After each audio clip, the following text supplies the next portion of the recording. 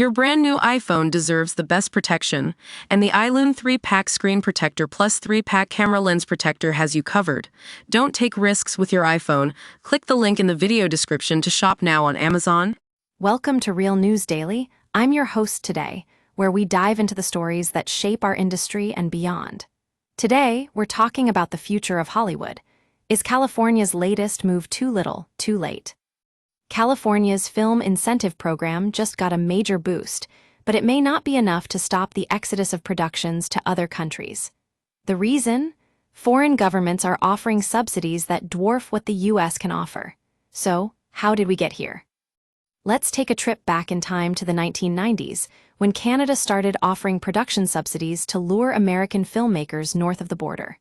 It was a game changer, and one that California couldn't ignore. The Film and Television Action Committee, led by Jack DeGovia's dad, fought back with rallies and protests, but ultimately the program fizzled out. Fast forward to today, and it seems like a familiar story is repeating itself. Hollywood production levels have plummeted, and the industry is in crisis mode. But California isn't giving up. The state is doubling its film incentive program, hoping to attract back productions that have been lured away by foreign subsidies. But will it be enough? Film producer Chris Bender says trying to compete with other countries' incentives is just not going to cut it. We need a federal incentive, he says.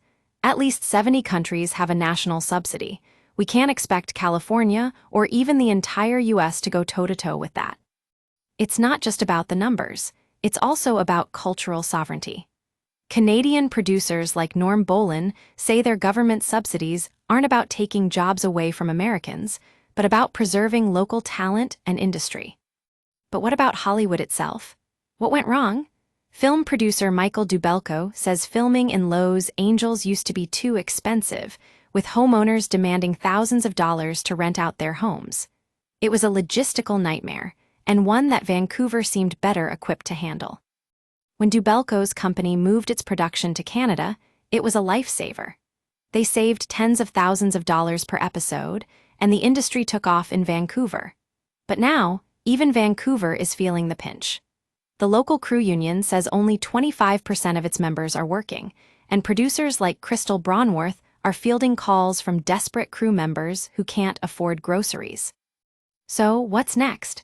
Some argue that Trump's threat to impose a tariff on foreign-made films could be just the wake-up call Hollywood needs. This is a global industry, says BC's Minister of Tourism, Spencer Chandra Herbert.